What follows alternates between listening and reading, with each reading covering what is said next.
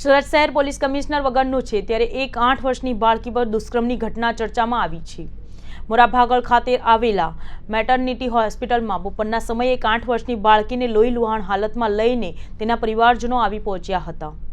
આ બાળકીને તેના કાકા સાથે રહેતી હતી અને કાકાના શાળાએ બાળકી પર બળાત્કાર ગુજાર્યા હોવાની ચોંકાવનારી વિગતો જાણવા મળી છે।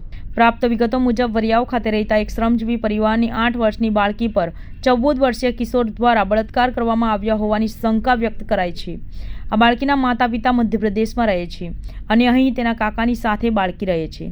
તેના કાકાના શાળા દ્વારા આ બળાત્કાર કરવામાં આવ્યો હોવાની ચોંકાવનારી વિગતો જાણવા મળી છે।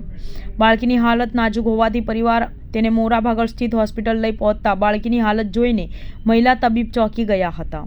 તેઓએ ત્વરિત રાંદેર પોલીસને ફોન કર્યો હતો। 8 વર્ષની બાળકી સાથે દુષ્કર્મ કિશોર દ્વારા આચરવામાં આવ્યું હતું। કિશોર ભોગ બનનાર બાળકીને ઝૂંપડામાં લઈ ગયો હતો અને થપ્પડો મારી બાળકીને ધમકાવી હતી। ત્યારબાદ બાળકી સાથે દુષ્કર્મ આચર્યું હતું। દુષ્કર્મ બાદ બાળકીને બ્લીડિંગ થતાં નરાધમ ભાગી છૂટ્યો હતો। બાળકીને હોસ્પિટલમાં સારવાર માટે ખસેડવામાં આવી હતી। સમગ્ર મામલે જહાંગીરપુરા પોલીસે દુષ્કર્મનો ગુનો નોંધી તપાસ હાથ ધરી હતી। આ કામે હકીકત એવી છે કે જહાંગીરપુરા પોલીસ સ્ટેશન જે છે એની જે વરિયાવ ચેકપોસ્ટ છે એની બાજુમાં ત્યાં એસએમસીના જે મિનરલ વોટરનું ત્યાં કામ ચાલે છે।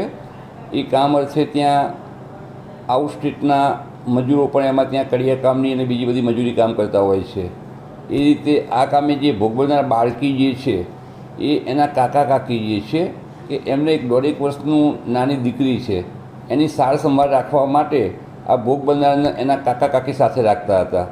ગઈકાલે આ જે એના કાકા કાકી જે છે એ એમની નાની બાળકીને તાવ આવેલો હોય એ બંને માણસો ત્યાં દવાખાને ગયેલા હતા દવા લેવા માટે અને બપોરના 12 વાગ્યા આસપાસ જ્યારે પરત આવ્યા ત્યારે જે ભોગ બનનાર જે છે એ ત્યાં ઘરમાં બેસી અને રડતા હોય અને એમના આ બાબતે ભોગ બનનારને પૂછપરછ કરેલી તો ભોગ બનનારે એવું કહેલું કે મને કે સળિયો વાગ્યો છે જેથી આ બ્લીડિંગ કે એવું કંઈ લોહી કંઈ આવે છે, જેથી આ જે એના કાકા કાકી જે છે એ તાત્કાલિક આ બાળકીના નજીકમાં જ જે પહલ હોસ્પિટલ જે છે ત્યાં લઈ ગયેલા।